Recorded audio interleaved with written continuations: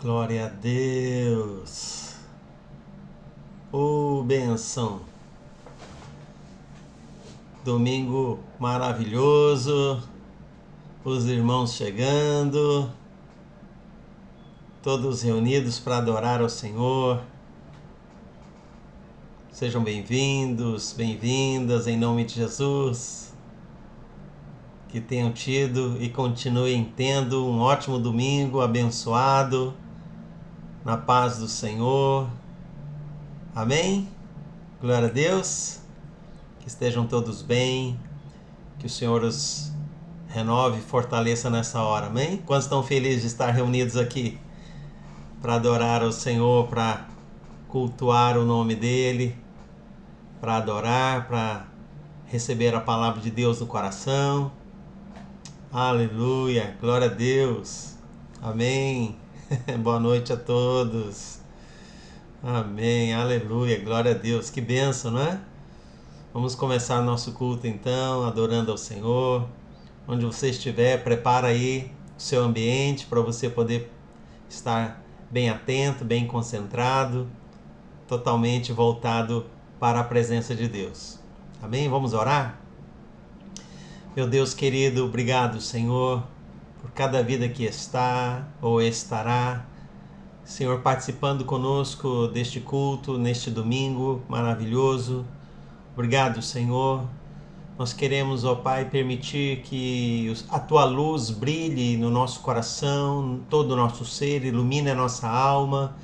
O Senhor que derrama a luz nas nossas trevas. Obrigado por esse dia, obrigado por tudo que o Senhor tem feito em nossas vidas. Obrigado porque o Senhor tem nos sustentado, nos guiado, nos guardado.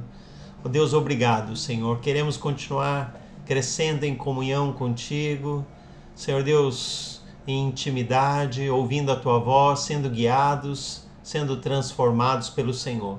Abençoa, Pai, cada família aqui representada. Senhor, que a glória de Deus se manifeste ali, Senhor, e haja uma atmosfera de paz, de alegria, de confiança, de descanso, de esperança, Senhor Deus, de vitória, de milagres, em nome de Jesus. Abençoa Teu povo, Senhor. Nós olhamos para Ti agora. Nosso coração é totalmente Teu. Ah, Senhor, habita em nossos corações, Pai, em nome de Jesus. Aleluia. Amém. Que a presença de Deus inunda o seu ser, inunda a sua semana que está começando, seja cheia da graça, cheia da presença dEle. Amém? Vamos louvar ao Senhor, declarando o nosso amor por Ele. Te amo, Deus, Tua graça nunca falha. Todos os dias eu estou em Tuas mãos.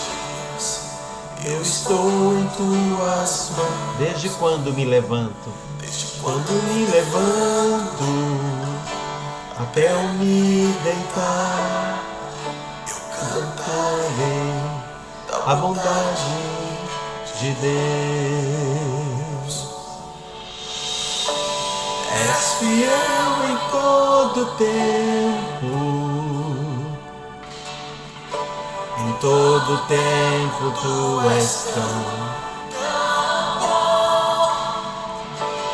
todo fôlego que tem,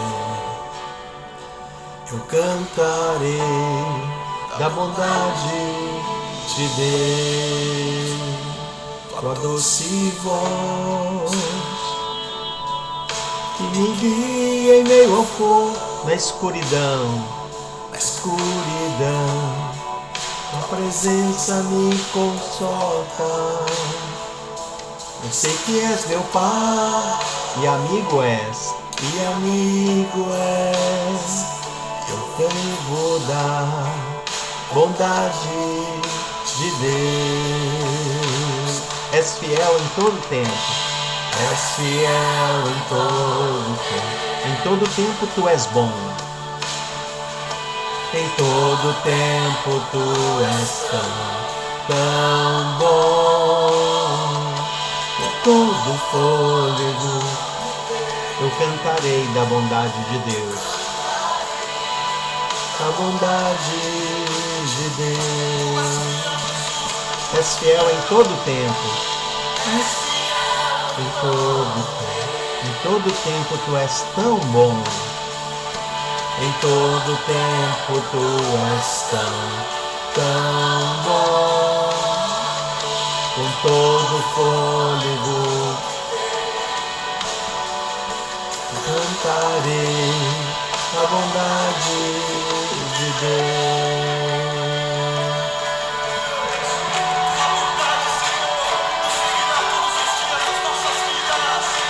A bondade me seguirá.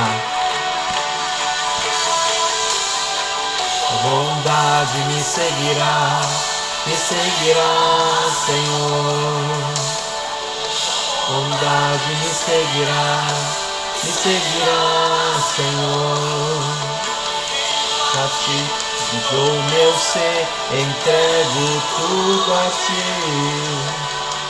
A bondade me seguirá, Senhor. A bondade de Deus vai te seguir, amém? Aonde você for, a bondade de Deus vai te acompanhar. Me seguirá, Senhor. Te dou o meu ser, entrego tudo a ti. A bondade me seguirá, Senhor.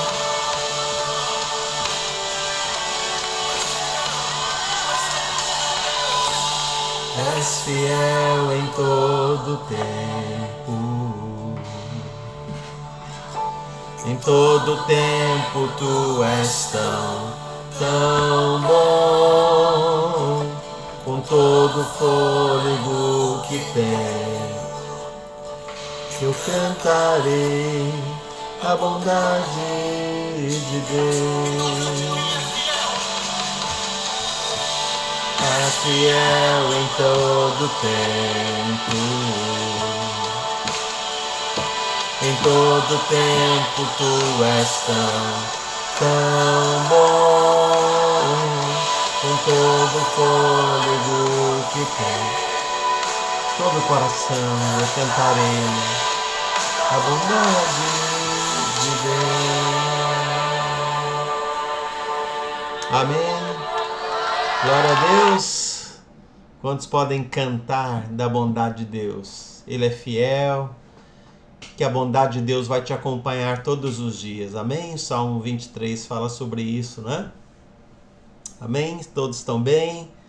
Cheios aí cheios da unção, da glória, da presença de Deus. Nesse domingo abençoado. Primeiro domingo do mês de julho, né? Estamos aí começando. Hoje é dia 7. A semana começou na segunda-feira, o novo mês, né? Então hoje é dia 7. Maravilhoso. Gostaria de compartilhar com vocês essa noite um pouquinho da palavra de Deus, passando por algumas passagens dentro do tema da família. Vamos falar um pouquinho sobre família hoje. Gostaria de saber com quem você é família. Com quem você é família? O Salmo 68, verso 6 diz que Deus faz com que o solitário more em família. Amém? Com quem você é família? Para muitos essa pode ser uma resposta óbvia, né? É muito claro. Para outros, talvez a sua família é pequena, talvez você mora sozinho, talvez você está numa situação assim, muito particular, mas Deus, é interessante a gente lembrar, é o autor da família, não é? Ele ama a família, ele tem um propósito para a família e você pode, em último caso, se você não for família com família mesmo de sangue, pode ser que você seja família com algum amigo, né? Com alguns irmãos chegados. A sua situação pode ser assim. Então, eu quero que você se identifique também, não se sinta excluído, não fique de fora, mas você se encaixe aqui, possa aproveitar. Família para muitos é uma delícia, uma alegria, né? Para outros é um pesadelo, né? Infelizmente, é motivo de muita dor, de frustração, de decepção, né? Infelizmente. Mas quando nós olhamos para a família, nós sabemos que ela é um propósito de Deus, ela é idealizada pelo Senhor para ser um lugar gostoso de acolhimento, de apoio, de fortalecimento, de proteção, de encorajamento, de aprendizado, né? É muito importante. O bispo Rodovalho costuma nos dizer que a família é o laboratório da nossa missão, né? Laboratório é o lugar onde você é formado, onde você é equipado, onde você muitas vezes é tratado, né? Então ali é um ambiente muito especial onde Deus nos prepara para a vida, não é verdade? E eu gostaria de falar sobre isso. Tem uma frase que eu escrevi aqui de uma maneira assim bastante rústica, né? Mas achei interessante. Família é o lugar para onde a gente volta, né? Pensando assim que às vezes a vida da gente é tanta luta, né? É sair, é trabalhar, é lutar, é conquistar, é correria, tal. Mas depois, às vezes, no final de um dia de muita luta, de estudar, de caminhar pelas ruas, de muito esforço, você volta para casa, né? Você volta para o seu cantinho.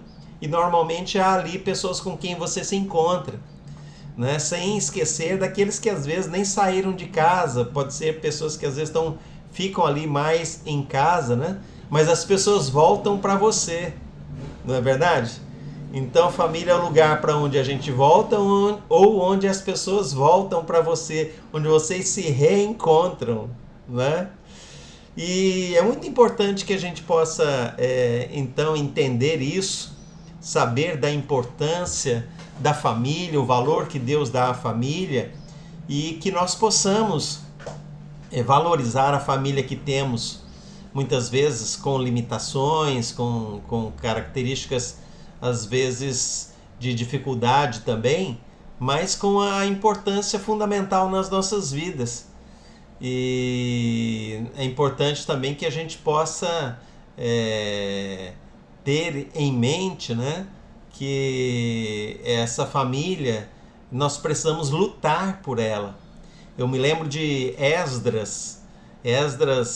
Neemias, no capítulo 4, verso 14, no livro de Neemias, ele foi enviado, ele recebeu a permissão, a autorização para sair da Babilônia e voltar para Jerusalém para reconstruir a cidade. E ele está lá reconstruindo, conseguiu as autorizações, muitas coisas que ele precisava, madeira, tal, materiais, e está lá com muita dificuldade no meio daqueles escombros, a cidade queimada, os muros todos derrubados, aquele lugar abandonado, não é? Todo destruído, e os inimigos ali observando, não gostando nada daquele movimento dele remexendo com a cidade, motivando aquelas pessoas que estavam lá, até que esses inimigos quiseram atacá-los novamente. E Neemias, no capítulo 4, verso 14, ele fala: olha, não tenham medo deles, lembrem-se de que o Senhor é grande e temível. E aí ele diz, a frase que eu quero destacar: lutem por seus irmãos, lutem por seus filhos, por suas filhas, por suas mulheres e por suas casas. Então eu quero dizer para você hoje, lute pela sua família, baseado em Neemias 4:14. Lutem por suas famílias. E é interessante, no verso 15, ele continua dizendo: quando os nossos inimigos descobriram que sabíamos de tudo e que Deus tinha frustrado a sua trama, todos nós voltamos para o muro, cada um para o seu trabalho. Então, Neemias ele está falando aqui, primeiramente, lute pela sua família. Está ali reconstruindo, restaurando. Talvez esse é o processo que muitas famílias precisam passar, né? processo de reconstrução, de restauração, de cura, não é? E então, nesse cenário, essa imagem vale para nós, não é? Porque talvez a sua família possa estar toda destruída, toda dilacerada, e você muito machucado por dentro, cheio de, como ele disse aqui, os inimigos rondando, né? Mas ele incentivou os seus conterrâneos: lutem pela sua família. Eu creio que essa é uma palavra de Deus para nós, para a igreja, para os filhos de Deus. Não abandonarem, não desistirem, mas valorizarem e lutarem pela restauração da sua família. E achei interessante também que diz assim: quando os nossos inimigos descobriram que sabíamos de tudo. Então chegou um determinado momento que o plano dos inimigos de atacá-los por todos os lados foi descoberto, não é? E eles ficaram sabendo que eles tinham sido descobertos. Os inimigos foram descobertos. E a palavra aqui que eu quero destacar é quando os nossos inimigos descobriram que sabíamos de tudo e que Deus tinha frustrado a sua trama. Descobriram que sabíamos de tudo. Será que nós sabemos de tudo, querido? Para a restauração das nossas famílias, para a preservação dos nossos lares, dos nossos relacionamentos, não é? Para a restauração, nós precisamos saber de tudo. Nós precisamos procurar conhecimento, entendimento, não é? Precisamos da luz de Deus nas nossas vidas. Porque quando nós conhecemos os segredos, a sabedoria de Deus, certo? Nós podemos frustrar o plano do inimigo, de nos destruir, de nos dilacerar, de acabar conosco, certo? Então é muito importante, quando os inimigos descobriram que nós sabíamos de tudo, eles foram frustrados. E Deus vai frustrar todo o plano do inimigo contra a sua família. Amém? E Deus vai te dar sabedoria, e busque essa sabedoria, busque esse conhecimento, não é? Não pense que você já sabe de tudo, tá? Isso seria um prejuízo muito grande, um engano, um equívoco, você pensar que já sabe de tudo, já conhece de tudo, né? Não, abra o seu coração, porque Deus quer te ensinar, quer trazer luz para a sua vida. E aí eu quero ir para outra situação, baseado na vida de Noé. Noé, que recebeu uma missão de construir uma arca. Hebreus 11, verso 7, nos conta um pouquinho desse episódio. Hebreus capítulo 11, verso 7, a palavra de Deus diz: pela fé, Noé, quando avisado a respeito de coisas que ainda não se viam, movido por santo temor, construiu uma arca para salvar a sua família. Olha só que coisa tremenda. Moisés, pela fé, Noé, quando avisado a respeito de coisas que ainda não se viam, movido por santo temor, construiu uma arca para salvar a sua família. Eu creio, queridos, que Deus sempre nos leva a construir uma arca para salvar a nossa família. Né? A família é uma arca que Deus usa para salvar os integrantes da família. Né? Eu posso estar pensando em várias configurações, só o marido e a mulher, o marido, o casal e os filhos, ou uma mãe e filhos, né? Irmãos, né? Filhos adultos já cuidando dos pais, certo?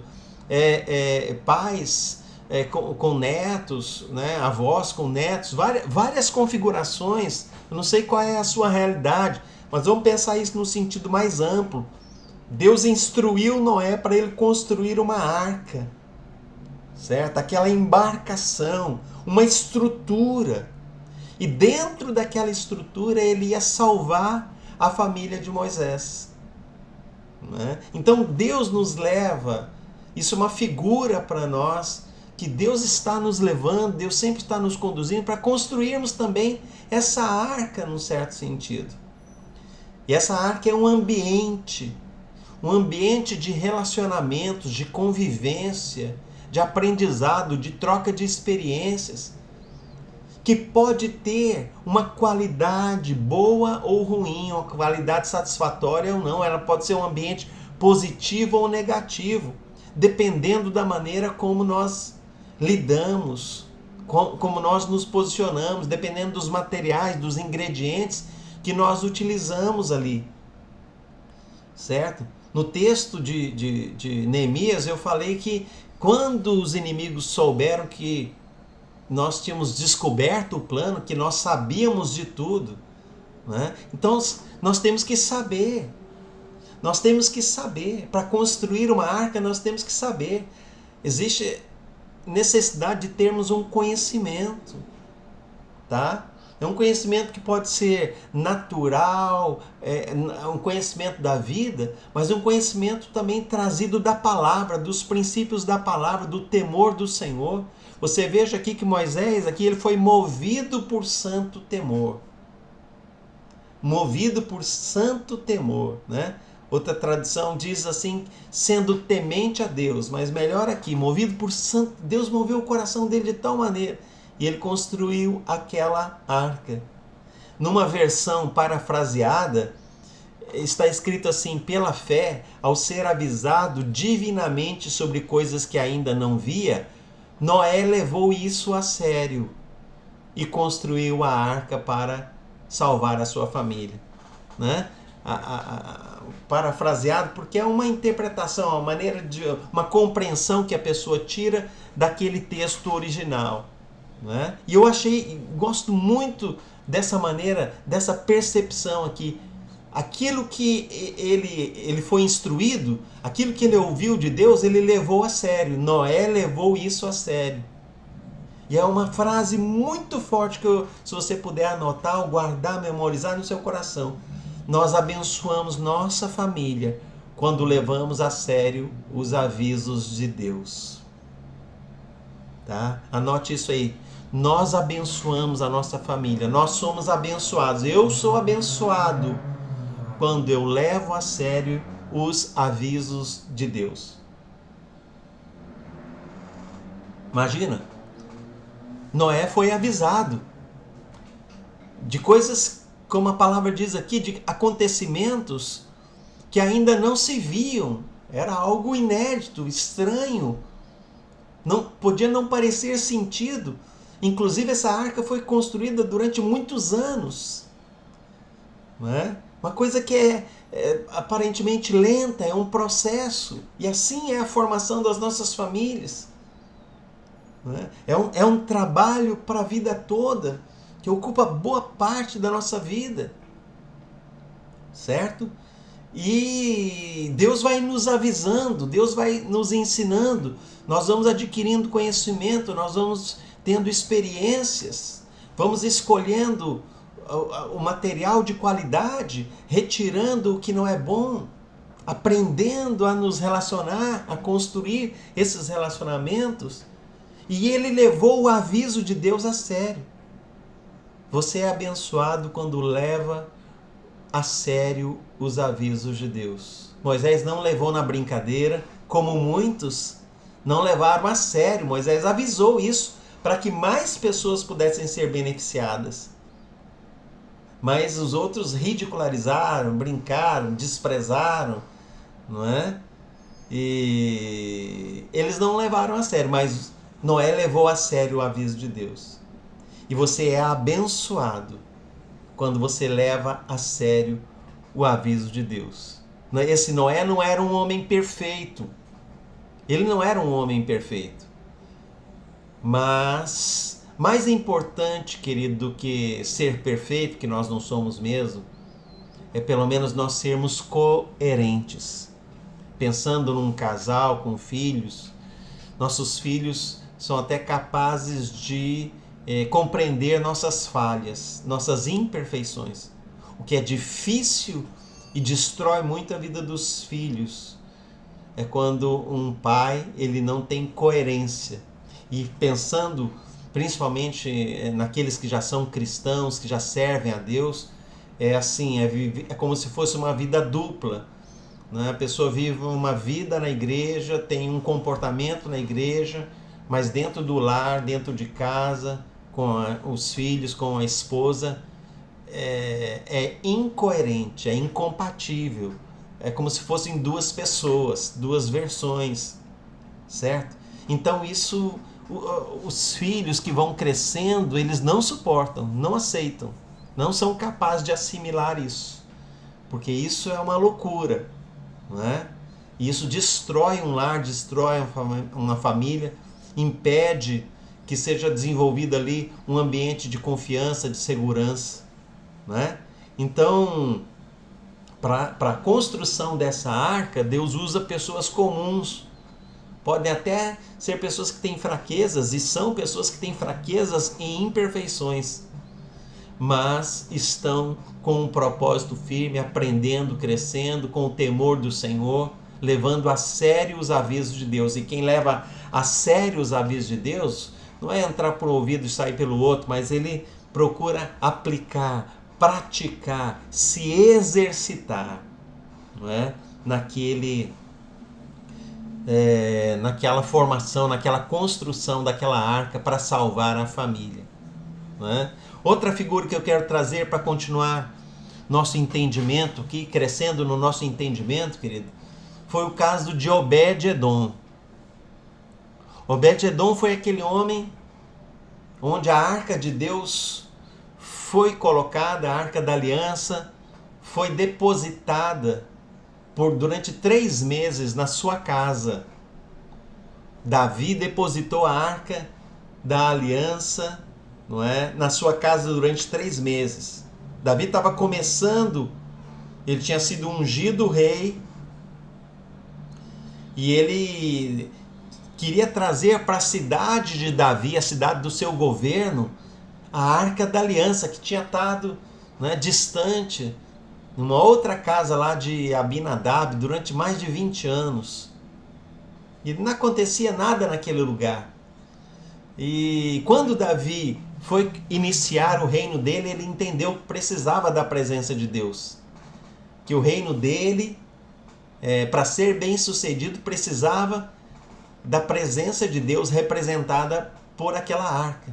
E ele faz uma festa, não é? Os sacerdotes colocam a arca da aliança num tipo de carroça, de um carroção, e vão subindo numa procissão, em festa, para Jerusalém.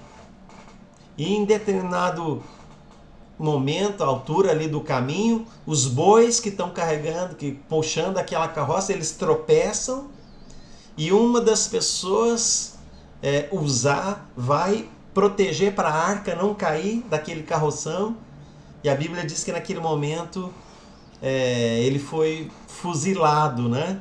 Aqui no capítulo 2 Samuel, capítulo 6, versículo 6 também. Quando chegaram à eira de Nacon, Uzá esticou o braço e segurou a arca de Deus, porque os bois haviam tropeçado. A ira do Senhor acendeu-se contra Uzá, por seu ato de irreverência. Por isso Deus o feriu e morreu ali mesmo, ao lado da arca de Deus. Um texto que para muitos pode ser controvertido, de difícil compreensão, mas a arca de Deus, ela não podia ser, ela tinha a forma, né, as diretrizes, a maneira certa de ser manuseada. Ela não podia ser colocada em carro de bois. Ali demonstrou a falta de entendimento, de discernimento. Eles fizeram uma coisa muito errada. E apesar da boa intenção de Davi, houve aquela perda de uma vida ali, que foi alguém que morreu, e aquilo tirou, né, a graça. E foi colocada aonde? Versículo 10 diz o seguinte, versículo 9: temeu Davi ao Senhor naquele dia e diz: como virá a minha arca do Senhor? Não quis Davi, verso 10, retirar para junto de si a arca do Senhor para a cidade de Davi, mas a fez levar à casa de Obed-Edom, o geteu. E ficou a arca do Senhor em casa de Obed-edom, geteu 3 meses. E o Senhor o abençoou e a toda a sua casa. Então o que nós percebemos aqui, querido, que depois desse acidente, não é, com essa perda, essa tragédia, a arca de Deus foi motivo de muito temor. Não é? Então, ninguém queria tocar naquela arca, porque poderiam morrer também. Imagina o clima que não estava. Mas o que nós sabemos é que Davi enviou a arca da aliança, enquanto ele não sabia o que fazer, ele colocou na casa de Obed-edom. Ou talvez até Obed-edom tenha se oferecido para receber a arca de Deus na sua casa. E o que eu quero extrair aqui de lição nesse momento é que Obed-edom, ele correu o risco. Imagina, ele se arriscou. Não era algo confortável, ele não se acomodou, ele não se esquivou, mas ele abriu a sua casa. Naquele momento parecia ser um risco. Talvez outras pessoas falaram: esse homem está louco de levar isso, que mata os outros, né, que destrói as vidas, está levando para sua casa. Ele correu o risco. E queridos, isso para mim tem um símbolo muito grande. Porque quando Obed levou para sua casa, ela foi abençoada. Ficou lá 3 meses e correu a notícia que Obed-edom tinha sido abençoado em tudo, né? Sei lá, as coisas estavam dando bem, as coisas estavam fluindo, Obed-edom estava prosperando, né? Estava acontecendo milagres ali, de repente tinha pessoas enfermas que curaram, pessoas que estavam com problemas ali, né? Bênção de Deus de todas as formas apareceram. Davi recebeu a notícia. Mas, queridos, nós precisamos correr risco. Porque, como eu falei, antes de Davi levar a arca para Jerusalém, ela estava na casa de Abinadab 20 anos. E não acontecia nada. Não acontecia nada porque lá era um ambiente de conformismo, de rotina, de frieza. Ninguém se dispunha, não é, a sacrificar, a buscar, a se esforçar, a valorizar aquela arca. Nada aconteceu durante 20 anos. Mas em 3 meses, a história de Obed-edom mudou. A casa dele mudou. Amém, queridos? Porque ele recebeu, ele correu o risco, ele se dispôs. Isso fala de uma disposição, de alguém que tem disposição para se sacrificar, de pagar o preço, né? De se expor, de fazer movimentos que não é o seu normal. E eu quero dizer, para construir a arca, onde Deus vai salvar a nossa família, onde Deus vai preservar a nossa família, o nosso lar, o que acontece? Há necessidade de nós sermos pessoas como Obed-edom que correm o risco, que são corajosas. E eu vou especificar uma área que eu creio que é muito importante para a nossa família, que nós precisamos correr risco, nos expor, sabe? Vamos falar sobre isso. No livro de 2 Coríntios, capítulo 6, verso 11, o apóstolo Paulo, ele está falando aqui: para vós outros, ó Coríntios, abrem-se os nossos lábios e alarga-se o nosso coração. Não tendes limites em nós, mas estáis limitados em vossos próprios afetos. Ora, como justa retribuição, falo-vos como a filhos, dilatai-vos vós também. É dentro dessa área que eu quero encaminhar, que eu quero especificar. Quem sabe Deus vai falar conosco aqui sobre essa forma de construir a arca de Deus, certo? Nos expondo a risco, sendo corajosos. Como? Alargando o nosso coração. Paulo está falando com a igreja de Corinto, e ele estava falando aqui, os nossos lábios se abrem e o nosso coração se alarga. Não tendes limites em nós, mas estáis limitados em vossos próprios afetos. Sabe uma das coisas que impede, queridos, de nós construirmos a arca de Deus? Quando nós estamos limitados em nossos próprios afetos. E somos desafiados aqui na palavra, como Paulo estava desafiando a igreja, a dilatar os seus corações. Né? Esse dilatar fala de expressar sem reserva os seus sentimentos mais íntimos. Se eu for perguntar aqui, você ama a sua família? É bem provável que a maioria diga que sim. É possível que alguns tenham dificuldades de dizer que amam por aquilo que tenham sofrido. Mas lembre-se que você está num processo de restauração. Que Deus quer restaurar a sua família. Deus quer restaurar seus relacionamentos. Deus quer fazer com que o solitário habite em família. Amém? Então essa expressão, né, vale para nós construirmos a arca de Deus para salvar a nossa família, nos expondo ao risco, tendo coragem de dilatar o nosso coração. Você ama a sua família? Às vezes nós amamos, mas como é esse amor demonstrado no dia a dia, ao longo da semana, dos meses, dos anos? Qual é a história que você tem construído com esse amor?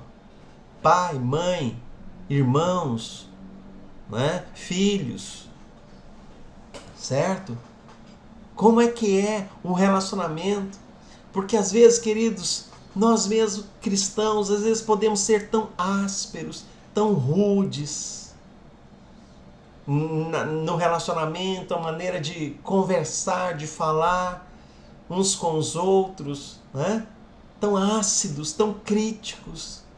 Às vezes, quando eu falo que os filhos são capazes de compreender falhas e imperfeições, mas não conseguem lidar bem com aquilo que eu disse antes, que foi o quê? O fato de nós termos uma vida dupla, né? um comportamento ambíguo, né? Uma forma que não é coerente com a nossa a maneira que nós falamos uma coisa, mas nos comportamos de outra, certo? Então é muito importante que nós possamos ser coerentes. Essa é a palavra, né?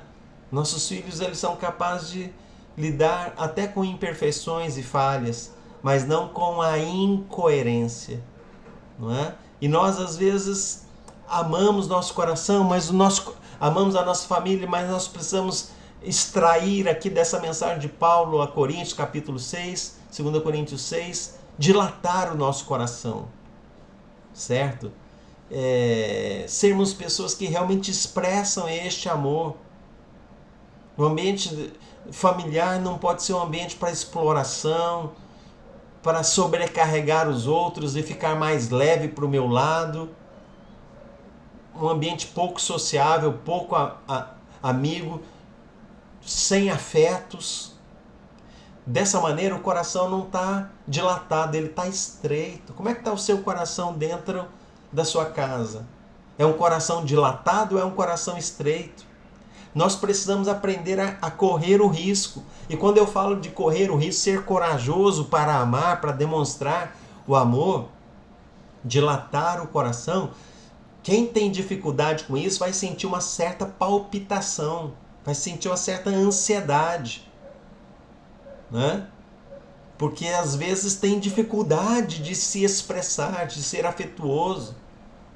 Eu lembro a primeira vez depois de convertido que eu tive um ato de coragem, beijei o rosto do meu pai num Natal que nós fizemos na nossa casa. Eu já não morava mais na minha cidade, só vinha em determinadas épocas e voltei já de uma hora para outra convertido.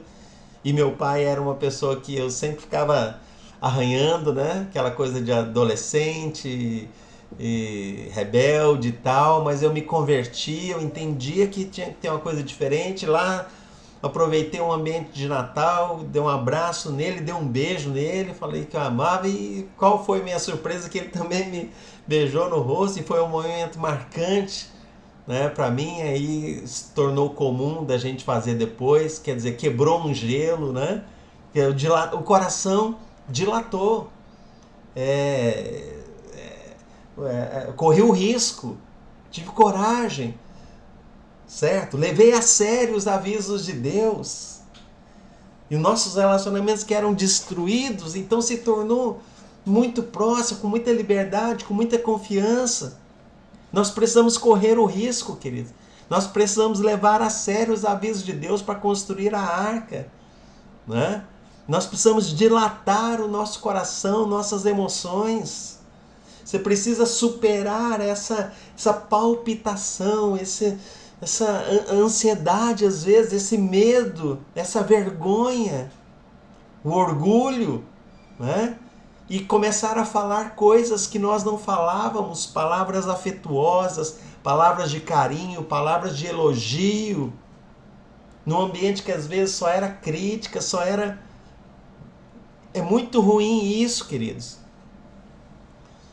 É muito ruim, e por causa disso nós às vezes temos famílias que são disfuncionais, porque elas não conseguem resolver, enfrentar os seus problemas. Tem dificuldade de lidar com os sentimentos. Tem dificuldade de lidar com aquele sentimento. Quando esse é o ambiente, os papéis que cada um representa são muito rígidos, inflexíveis, tem muita regra, tudo é indiscutível. E por causa disso, o ambiente ali é de desconfiança, de medo, de falta de liberdade. Será que é isso que Deus é o modelo de Deus para nós, queridos? Não, não é não. Não é não. Eu sei que Deus tem uma coisa muito diferente para nós. Uma família não precisa ser perfeita, mas ela precisa funcionar, não é? Num ambiente onde os corações são dilatados, tá? Uma família onde os integrantes ali estão verdadeiramente conectados entre si. Tem conexões, tem ligações. Não é aquela coisa cada um num canto, falam só o trivial por códigos. Quer dizer, parece que água e óleo não se misturam, não se entrelaçam. Queridos, Deus quer sarar a nossa família. Deus quer sarar as famílias. Se tem uma coisa poderosa para destruir o inferno, é uma família que se ama. Não é? Uma família que se ama realmente é uma arma poderosa contra o inferno. O diabo teme. O diabo teme. Então, queridos, vamos pensar nisso. Quando nós lemos o Evangelho de João, capítulo 1, o Verbo se fez carne e habitou entre nós, cheio de graça e verdade. No verso 16 diz: todos nós temos recebido da sua plenitude e graça sobre graça. Então, quando Jesus se manifestou, não foi com autoridade, não foi com imposição, foi com graça. Numa família, se há uma imposição de regras, sem que haja um relacionamento afetivo, essas regras acabam gerando ressentimento, revolta, né? Ao invés de um ambiente de corações dilatados, nós temos aí um ambiente de cobrança, de culpa, de rigidez. Vamos permitir a graça de Deus, vamos crescer na graça de Deus, vamos ter coragem.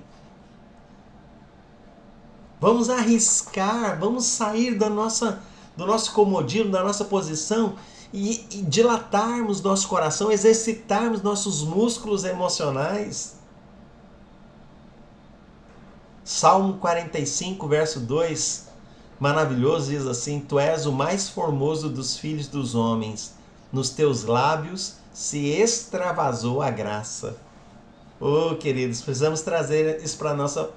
Como é bom uma pessoa que tem graça para falar, né? Não é que ela é engraçada, às vezes até é engraçado também, é bom. Pessoa engraçada, divertida, né? Leve, que brinca, tal, descontraída, isso é muito bom, muito bom. Faz muito bem, né? Tu és o mais formoso dos filhos dos homens, nos teus lábios se extravasou a graça. O jeito de falar, né? Não é um ambiente de acusação, de crítica, de ofensa. Ao contrário, ali é um ambiente de elogio, de declaração de amor. Não pode ouvir, pode falar que eu estou te ouvindo. Um ambiente leve, tranquilo, não tem aquela tensão no ar, sabe? Aquelas famílias, não sei, tomara que não seja a sua, mas se for, Deus quer transformar, né? Onde a tensão está ali, ninguém tem liberdade, ninguém... Amém, queridos? Então eu gostaria que nós pudéssemos hoje aqui receber de Deus essa visão, renovar essa visão. Família é um projeto de Deus. Lute pela sua família. Vamos orar pela sua família. Quantos precisam de oração pela sua família aqui? Para ter uma qualidade melhor, relacionamentos melhor, para realmente expressar o reino de Deus, que vai ser um testemunho maravilhoso para a sociedade. A maneira como o marido trata a esposa o marido, os filhos, né? Os irmãos, os avós, os primos, né? Já pensou? Que coisa gostosa. Família é um projeto de Deus. Lute pela sua família. Construa, né? Leve a sério os avisos de Deus. Tá? Leve a sério, não brinque com isso. Nós somos abençoados quando levamos a sério os avisos de Deus. Construa sua arca com sabedoria, com os melhores ingredientes. Queridos, esse ponto é importante. Corra risco, não fique acomodado. Eu nasci assim, é assim que eu sou, esse é o meu jeito. Quem quiser vai ter que me aturar dessa maneira, querido. Evolua, cresça, né? Sabe, ao ouvir essas coisas, eu sei que vai gerar uma ansiedade. Eu faço, eu não faço, eu vou, não vou, eu elogio, eu não elogio. Fica aquela coisa embutida. Não, que você possa extravasar, lá como o Salmo 45, 2 fala, né? Nos teus lábios extravasou a graça. Extravasou a graça. Que elogio gostoso, né? Que palavra, meu amor, minha querida, meu filho amado, meu pai querido, minha mãe abençoada, você é linda, você... Né? Então, não economizem nos elogios, nos seus lábios extravasou a graça. Em vez de crítica, de condenação, de culpa, de cobrança. Então, corra o risco, saia do comodismo, desenvolva essas novas emoções, certo? Dilate o seu coração, não aceite ser estreito de emoções e de afetos. Amém, queridos? Sabe, que você possa meditar nesta palavra, no desafio de Esdras, lute pela sua família, né? Na vida de Noé, levou a sério os avisos de Deus. Na vida de Obed-Edom, que correu o risco. Na palavra de Paulo aos Coríntios, dilata o seu coração. Não deixa o seu coração estreito, não, dilata, amplia, né? Seja afetuoso, alguém que abraça. Se você não abraçava, você vai aprender a abraçar. Faz um cursinho de abraços, né? Você vê uma pessoa que não sabe abraçar, como é que abraça, né? Às vezes até aquele abraço assim, aquele bateção de asa de borboleta assim, né? nas costas das pessoas, aquela coisa assim meio, a pessoa tá abraçando, mas tá meio tenso, né? Tá desconfortável ali naquele abraço. Não, aprende a abraçar, vem cá, meu irmão, encosta aqui o teu coração aqui no meu, né? E abraça, e é pra valer mesmo, expressa, né? Faz um cursinho ali, você vai começar a se soltar, vai aprender a gostar, a falar eu te amo, você é importante pra mim, né? Sabe, queridos? Sua família vai ser abençoada, você vai crescer, vai aprender cada vez mais. Sua família vai ser uma luz.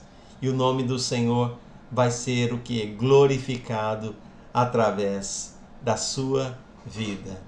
Quem pode dizer amém? Amém, queridos? Vamos realmente meditar nessa palavra, né? Família é para quem você volta, para quem você está voltando, né?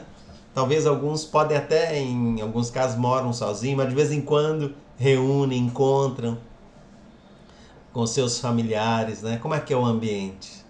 Sabe, que seja um ambiente abençoado e cada vez mais você possa desfrutar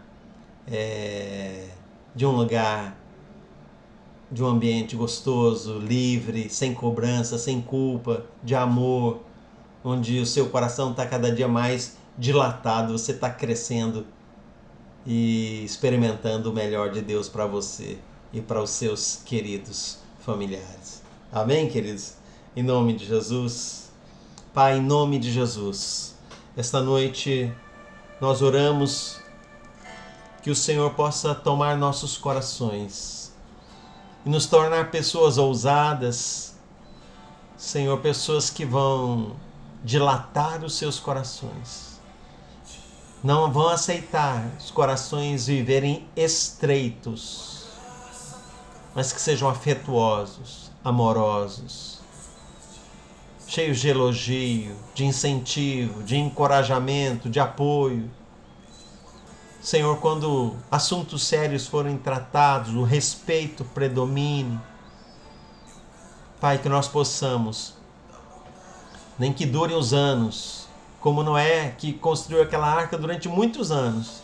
Talvez leve tempo, Senhor, mas que nós estejamos colocando os ingredientes certos. E o Senhor nos leve a ter uma família maravilhosa, abençoada, um lugar de amor. Cura aqueles, ó Pai, que estão feridos, que perderam a esperança na família, estão frustrados. Meu Pai, traz o conhecimento, traz o entendimento, traz o óleo de cura, de restauração. Em nome de Jesus, que não haja solitários, ó Pai, de forma alguma. Não haja solitários. Tu és o Deus que faz o solitário habitar em família, Pai. E que essa família, Senhor, seja um lugar agradável.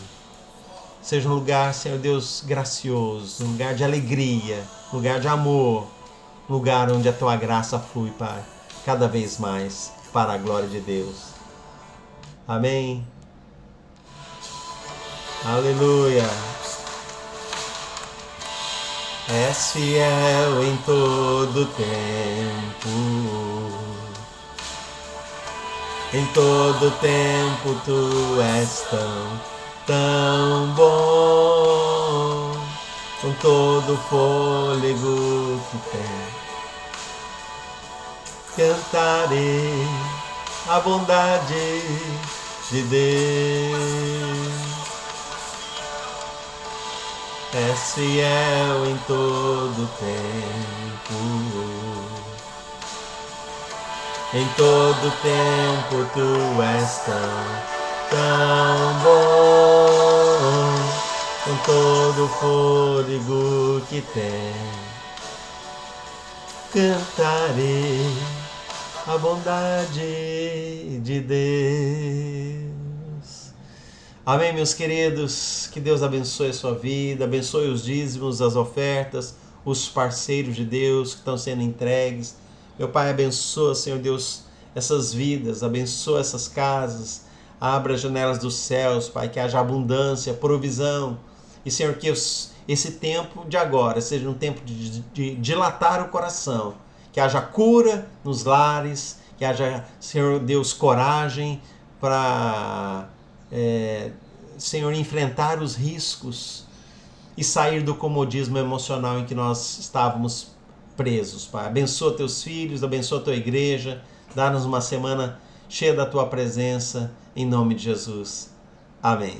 Amém, queridos? Um beijo no coração, até terça, em nome de Jesus.